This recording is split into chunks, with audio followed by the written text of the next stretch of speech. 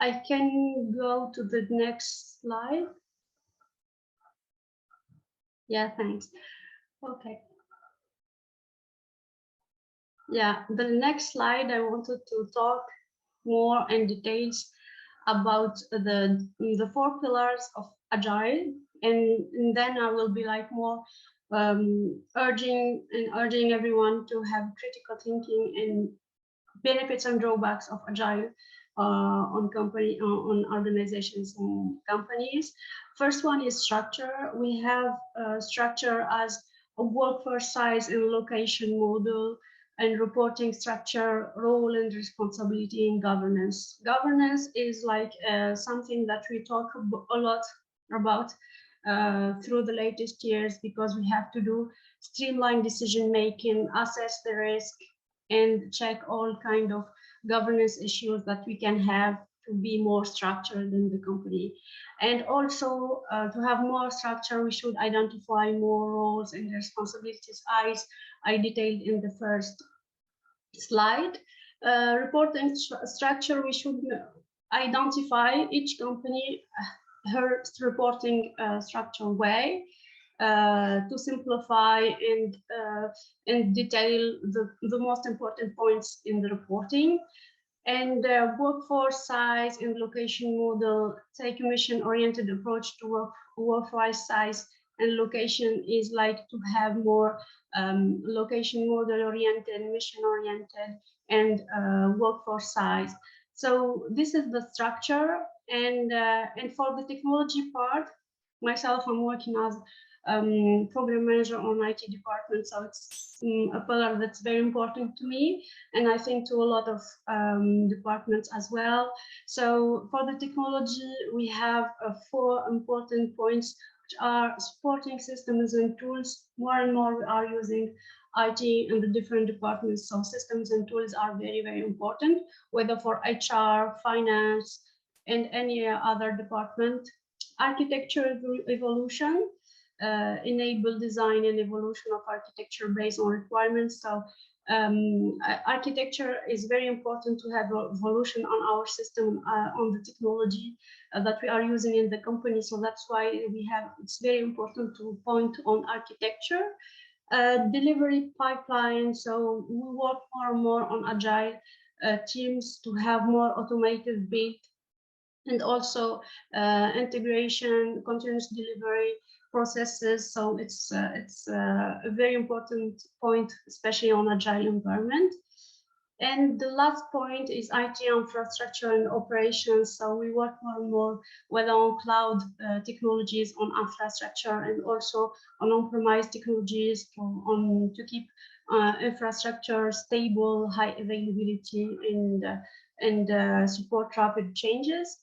And another point that is not mentioned in the slide, which is very important, is security. We have to make sure that there is security, cybersecurity going through all the projects that we are implementing on technology via Agile. Yeah. So the third point is people.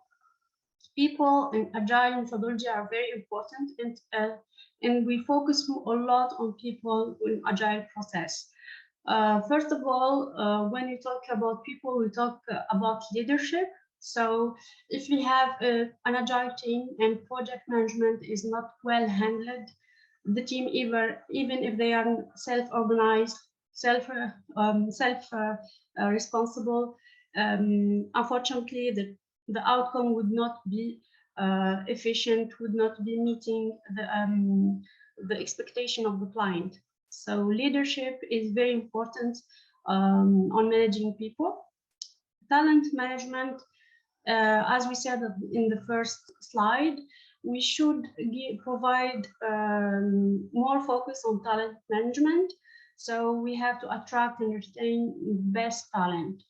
Especially on agile organization, we are very adapted to moving teams, adapting teams to the context of the change of features, etc., which doesn't provide a lot of stability to the team. So talent management is very important to retain the best people we have in the teams. The culture actually, we have to work a lot on culture, especially on big companies, because when we work on a multinational companies, culture is very important. Mindset in the team is very important to keep everybody engaged, implicated, etc. Informal networks and communications create opportunities for employees from organic networks across the organization. It's like to have communities connect with each other. It's very important. That creates a home, a second home for everyone. So for people, it's very important to focus on that, on Agile. And there is a cons and pros for an Agile methodology, managing people. For example, if we focus more on Agile organization, how to manage the process, identifying the roles, maybe you will not pay a lot of attention to the skills that we have through the team. So we should like have very good leadership, very good talent management and culture, etc. And also the process, we know that in Agile, we have a lot of process to follow. Not a lot, but we should measure it with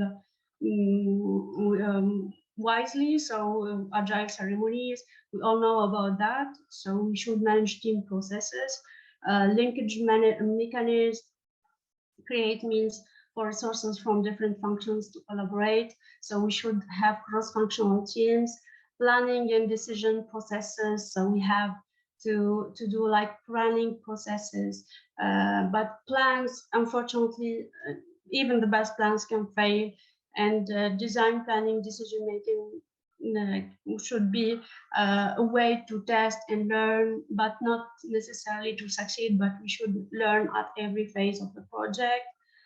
Performance management, structure performance management based on outcomes. We should actually measure KPI on the project. We should focus on that because the processes are made to work more on KPIs and performance management. So these are the 4 points that I can mention on Agile organization.